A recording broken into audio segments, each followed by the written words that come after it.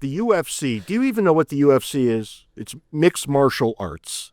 People get in an octagonal cage and beat the ever-loving hell out of each other until one of them can't continue. Yes. And needless to say, I think this is one of the greatest things in the world. I love watching two grown men, or even, and sometimes better, two grown women beating the hell out of each other. This is entertainment at its finest. But a bunch of years ago, I was standing in a classroom and I said, someday, sports wagering is going to be legal in the United States.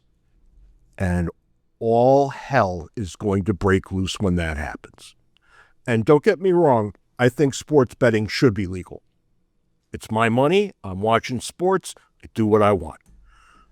But the UFC has cut a fighter named Isaac Dolgarian after his first fight. You have to be very good to get to the UFC. That's like the major leagues of mixed martial arts.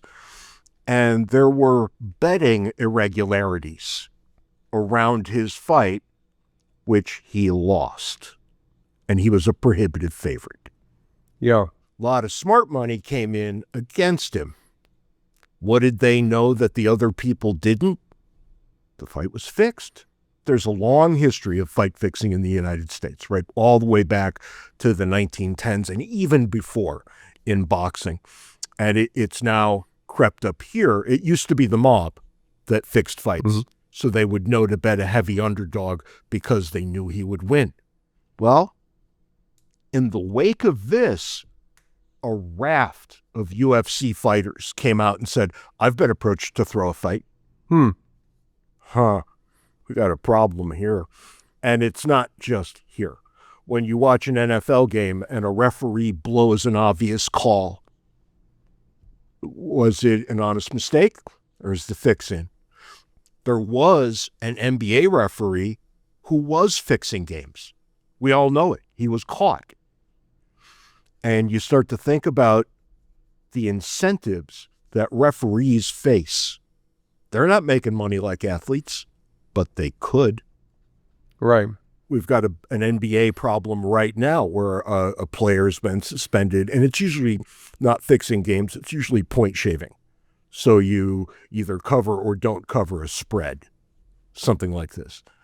And there's a player who's out. There's a Hall of Fame coach who's in a world of trouble. And you're going to see this over and over and over in every sport that has betting. And I have no idea where it's going to land.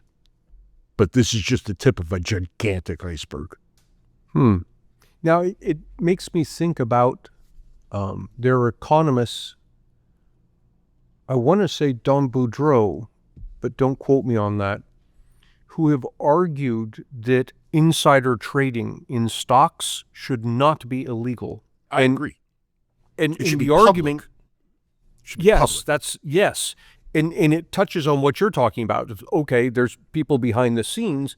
Don't outlaw the betting. Just increase the information. Let everybody know who's betting how much on whom. Yep. Show every single thing. Right down to the individual bets. Let me see who's betting.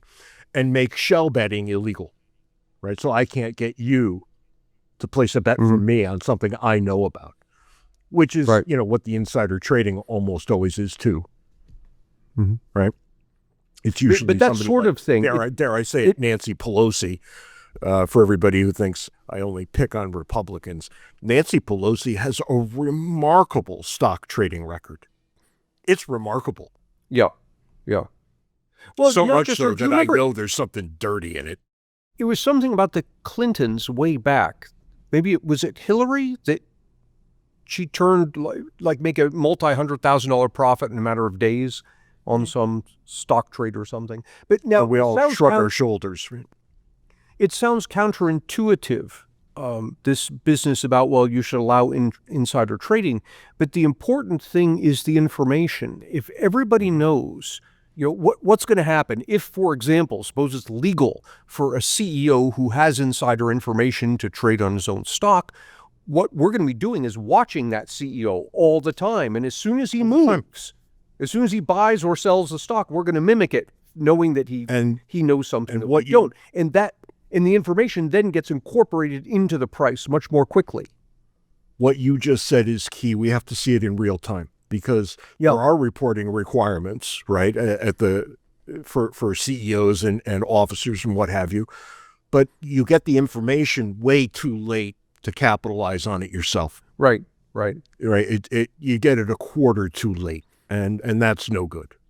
And honestly, there's no excuse for it in the information age. We can know right now who's doing what all the time. And I see no problem with that. None whatsoever.